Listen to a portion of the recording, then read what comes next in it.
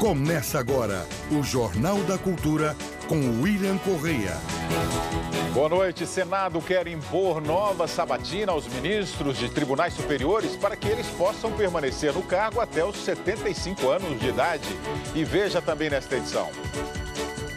Ministério Público investiga anúncio de Jornal do Pará pedindo babá de 12 anos de idade.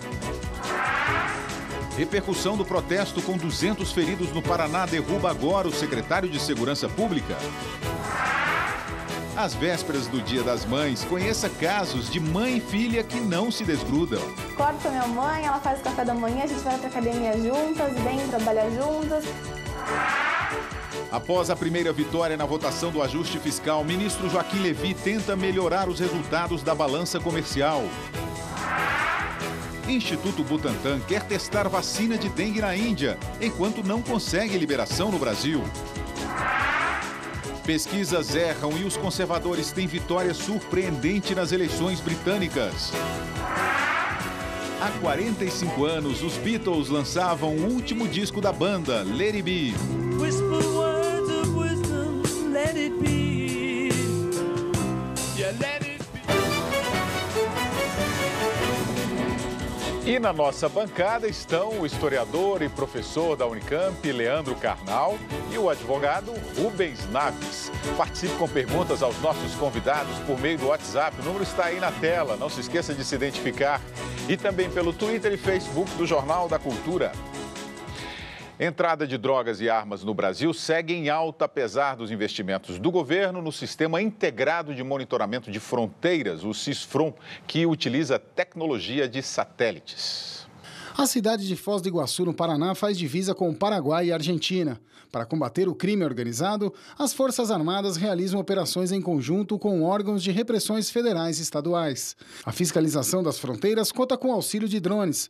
Os aviões não tripulados funcionam mesmo durante a noite. Ele vai ser utilizado passando as informações para as equipes de terra, para localizar e fazer a abordagem de qualquer veículo suspeito. Na região norte, o Acre tem mais de 80% do território coberto por floresta. O estado é vizinho do Peru e Bolívia, e vigilância envolve homens do Exército, Polícia Militar, Civil e Força Nacional. A chamada Fronteira Seca do Brasil tem 17 mil quilômetros e faz divisa com 10 países. Em extensão, supera a Europa, o que facilita a ação de criminosos, principalmente pelo ar. A gente já tem uma lei do abate. Toda a estrutura, né, da defesa aérea está autorizada a derrubar um avião intruso que não se comporte como deve ser. A entrada ilegal de armas no país, em grande parte, acontece nas fronteiras com o Paraguai e Bolívia. Mas neste ano, também foram apreendidas só no Rio de Janeiro 126 armas venezuelanas. As drogas são outro grave problema. 80% da maconha produzida no Paraguai tem como destino o Brasil. Ainda a cocaína vinda da Bolívia, Colômbia e Peru. O reflexo desse problema pode ser visto nas ruas.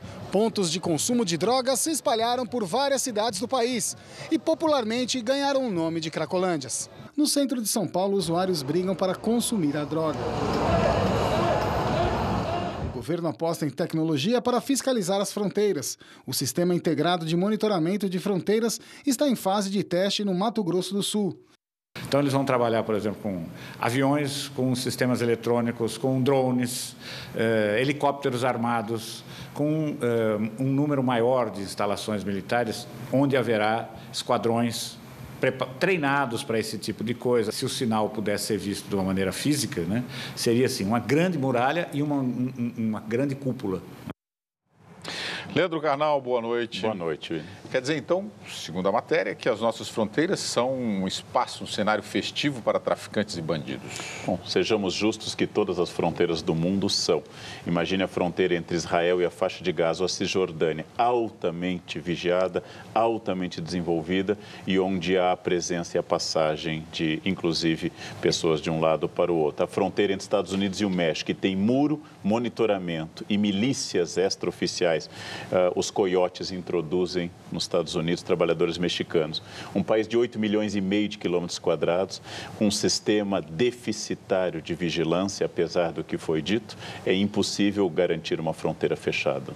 Doutor Rubens Naves, boa noite. Boa noite. O senhor acha que é uma ameaça, chega a ser uma ameaça à soberania nacional?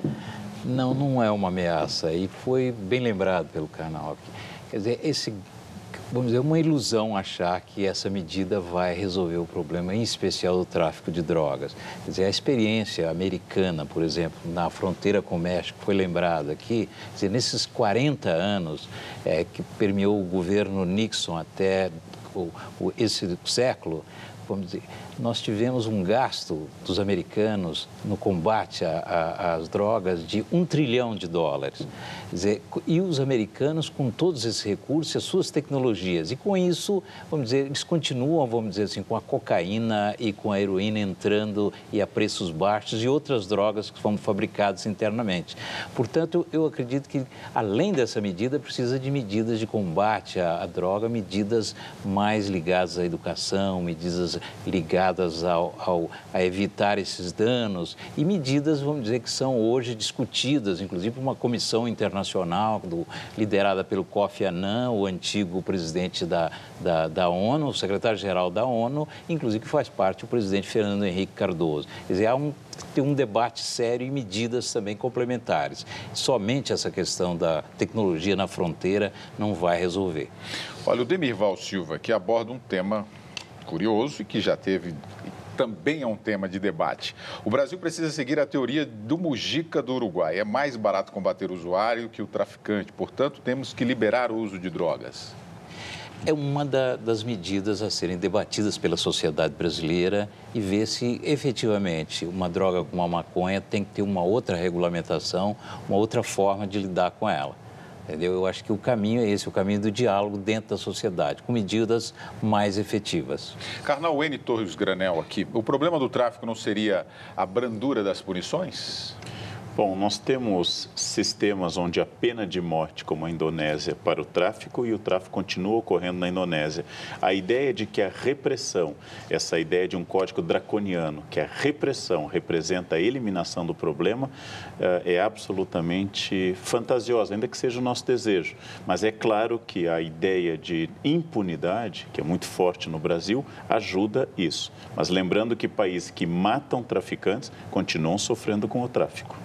2 casos envolvendo crianças chamam a atenção. Um deles ocorre em Belém, no Pará. O Ministério Público investiga anúncios pedindo meninas menores de idade para trabalho em casa de família. O anúncio publicado em jornais pede meninas de 12 a 18 anos para trabalharem como babás. A família interessada oferece casa, escola e alimentação. A babá ainda terá que fazer companhia à filha de um casal de empresários. Oferta semelhante circulou em redes sociais. Uma mulher pede uma garota menor que enfrente dificuldades financeiras para morar com ela e a filha. Os casos provocaram mais de 200 denúncias no Ministério Público. Embora tenha revelado intenção de adotar a criança, a família que colocou o anúncio no jornal alegou erro de impressão e que a idade estabelecida era de 18 anos. Uma garota de 19 anos foi presa na fronteira do Marrocos com a Espanha, acusada de tentar entrar na Europa levando uma criança de 8 anos dentro da mala. O menino só foi descoberto quando a bagagem passou pelo scanner na alfândega. Ao ser retirado da mala, ele falou em francês: "Eu sou o Abu". A polícia suspeita de tráfico humano. Um homem da Costa do Marfim, ex-colônia francesa na África, foi preso por suspeita de ser o pai do garoto. Rubens Naves, há uma ampla legislação no Brasil em relação à proteção à criança e adolescente, né? Isso é ampla, é eficiente. Por que ainda nós temos abusos como esses aí mostrados na reportagem? Nós temos uma legislação ampla e uma legislação muito eficiente. O Estatuto da Criança e do Adolescente, ele inclusive completa no dia 15 da próxima semana, entendeu? 25 anos. Entendeu? Houve um avanço no Brasil, principalmente nessa questão do combate ao trabalho infantil. Nós, vamos dizer, eliminamos principalmente das cadeias produtivas, cadeias dos produtores de calçados, cadeias ligadas ao suco de laranja, cadeias ligadas à indústria da cana.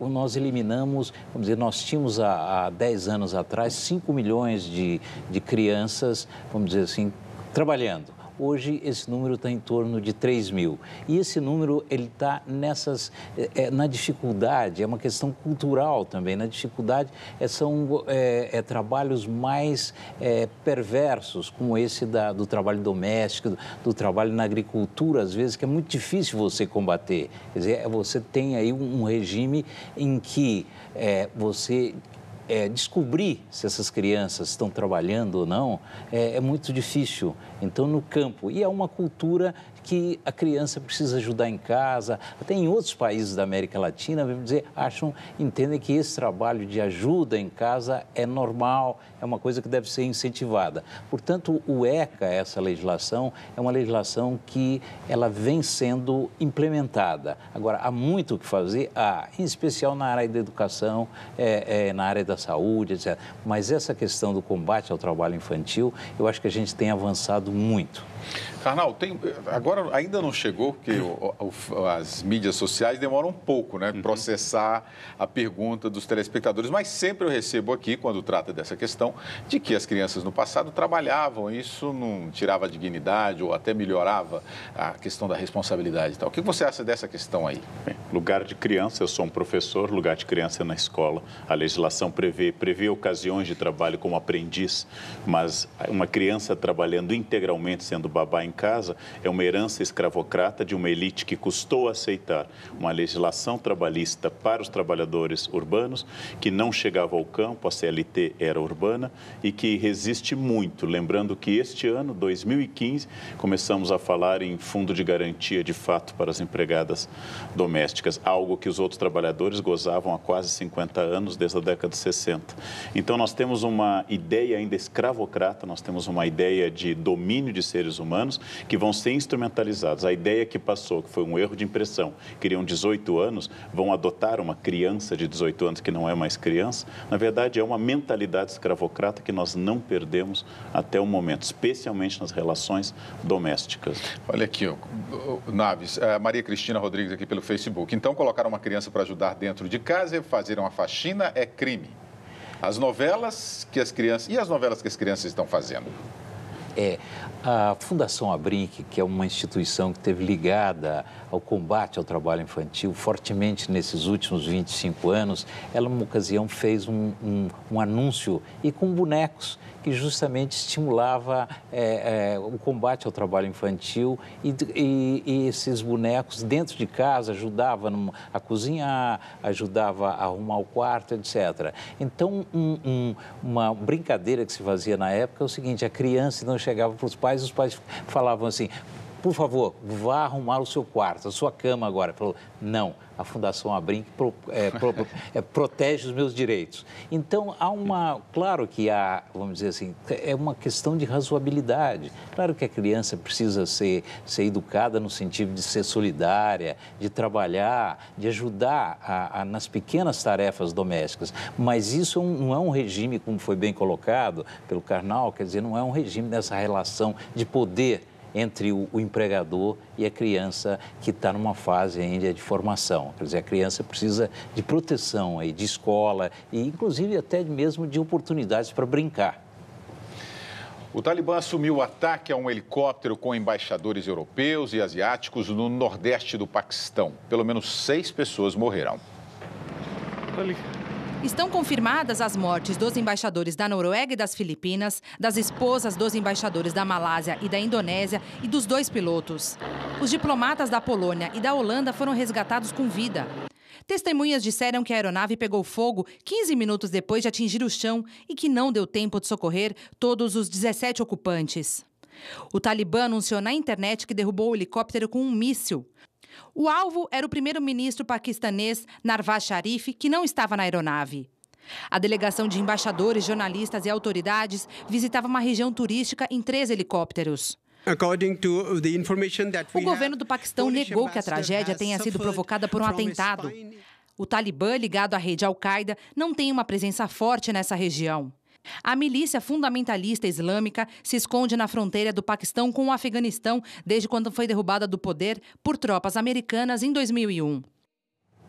A seguir, inflação cede, mas ainda supera o centro da meta. E o Senado quer sabatinar ministros de tribunais superiores que quiserem continuar no cargo depois dos 70 anos.